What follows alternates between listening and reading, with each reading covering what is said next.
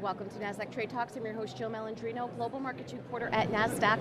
We're coming to you live from the Singapore FinTech Festival, and joining me for this segment, we have Lydia Chiu. She's Senior Vice President of Corporate Development at Avalanche. We're here to discuss Avalanche ecosystem updates. It is great to have you with us, Lydia. Welcome to TradeTalks. Thanks, Jill. So nice to be here. All right, you got it. And tell us about the biggest technical upgrade that's going on. Yeah, so what we have coming up for the Avalanche blockchain platform, which is the fastest blockchain platform in terms of time to finality, is called Avalanche 9000. And so the upgrade, what it will enable is, for the first time, an ability for developers to spin up totally sovereign, permissionless L1s on Avalanche with native interoperability with the existing L1s already launched and also the primary network.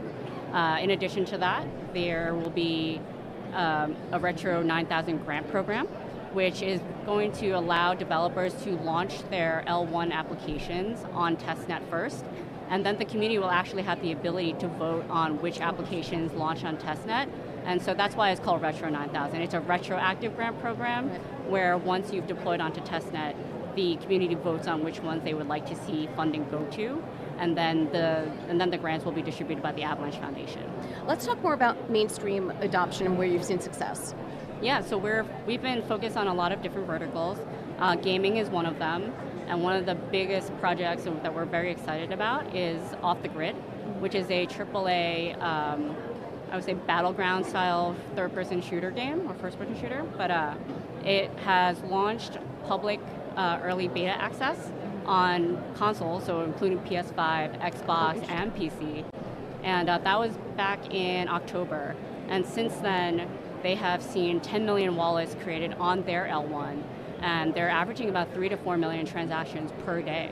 So these are people who, like, the full game's not launched yet, it's just one map and it's early access, but the players are super engaged and they're transacting on chain and not necessarily knowing about it either.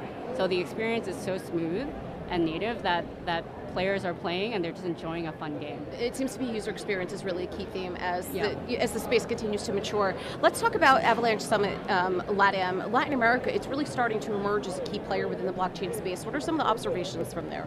Yeah, there are a lot of builders who are looking at crypto as a new industry, a new opportunity, and also to really address a lot of the kind of like systemic problems with financial rails, like DeFi and blockchain-enabled finance, decentralized finance, right? Those are all avenues to really serve the underbanked or unbanked. And because not every country has robust financial rails like the US or other developed nations, that there's been a lot of innovation in fintech in LATAM. And so we actually hosted the Avalanche Summit there just 3 weeks ago in October. And the reason for that was, we're shifting to a more regional focus to really engage with the local community more. And largely because we see a lot of innovation happening in LATAM that we would love to see built on Avalanche. Yeah, it's interesting, and I'm glad you brought that up because sometimes we tend to think very US or Western centric. Meanwhile, there are billions of people who use this to build local economies and alternative forms of capital formation and digitizing what did not exist before. So I'm glad you brought that point up. Speaking of, tell us about the Web3 innovation program. Yeah, so within other markets, we have a very distributed team, and every jurisdiction, every region has their own approach to how they're addressing fintech and how blockchain fits into that.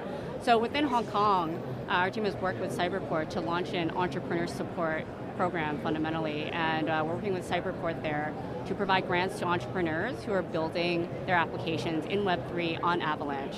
And they get the support of Cyberport, which is Hong Kong's entrepreneur support government arm. So it's a really great partnership, and we hope that it'll seed a lot of innovation in Hong Kong as well, since as the region has become more open to blockchain and crypto generally, we're very excited about being able to make an entry to support the developers and the founders there. And Lydia, to wrap up here, anything upcoming we should be aware of, any news?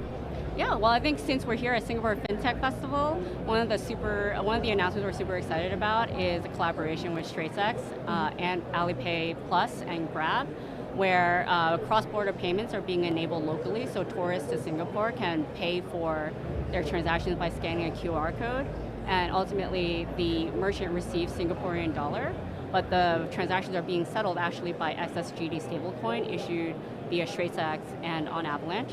And so that speeds up the transaction finality and settlement time a lot from the consumer to the merchant, but neither side realizes that they're interacting with stablecoins. So it's like ease of use and a quality of life improvement for everyone, but powered by blockchain. All right, appreciate the insight, Lydia. Thanks for joining us on Trade Talks. And thanks for joining me from the Singapore FinTech Festival. I'm Jill Malandrino, Global Markets Reporter at Nasdaq.